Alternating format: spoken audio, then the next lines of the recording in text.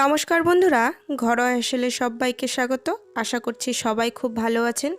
আজকের রেসিপি লাফা শাক দিয়ে পাতলা ঝোল। শীতকালে এই লাফা শাকের পাতলা ঝোলটা খেতে খুবই ভালো লাগে। এই রেসিপিটা তৈরি করতে বেশি কিছু লাগে না। তাহলে আসুন দেখে নিই লাফা শাকের পাতলা ঝোল আমি কিভাবে তৈরি করি সেটা আপনাদের সঙ্গে শেয়ার করি। প্রথমেই এখানে কড়াই বসিয়ে দিয়েছি। কড়াই দিয়ে দিলাম পরিমাণ মতন তেল। এখানে 2 টেবিল চামচের মতন তেল নিয়েছি।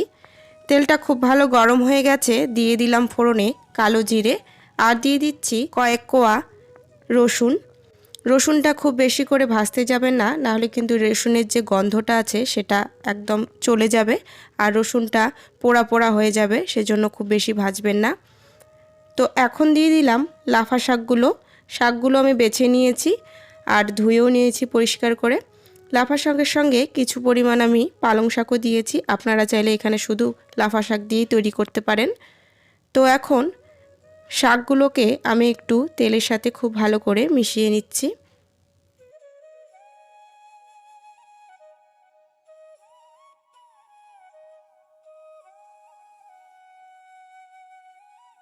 শাকগুলোকে খুব ভালো করে মিশিয়ে নেওয়ার পর এখন দিয়ে দিচ্ছি 2টো কাঁচা লঙ্কা।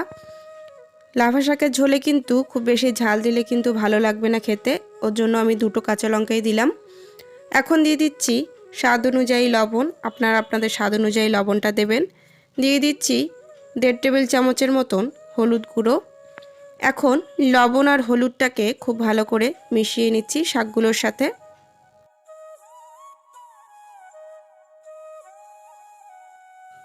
লবণ আর হলুদ খুব ভালো করে মিশিয়ে নেওয়ার পর দেখুন জল ছেড়ে দিয়েছে। এখন আমি লো ফ্লেমে ঢেকে দিচ্ছি 5 মিনিটের জন্য।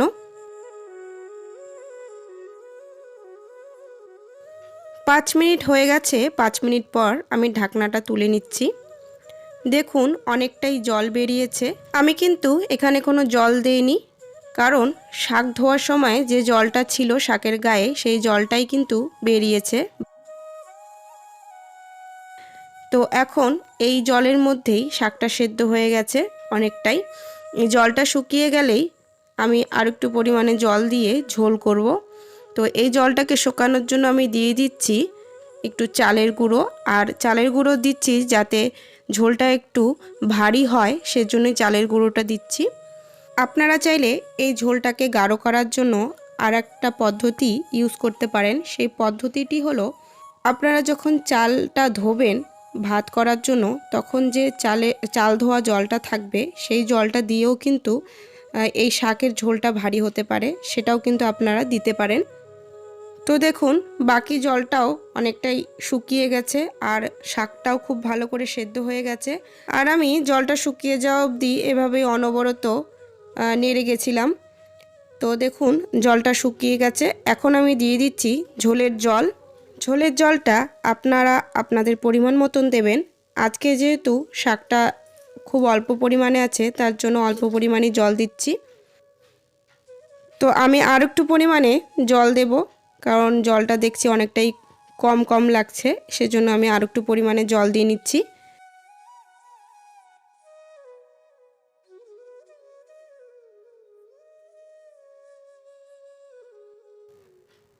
ঝোলের জল দেওয়া আমার হয়ে গেল। এখন আমি দিয়ে দিচ্ছি ধনে পাতাগুলোকে আমি এভাবে ছিঁড়ে ছিঁড়ে দিচ্ছি।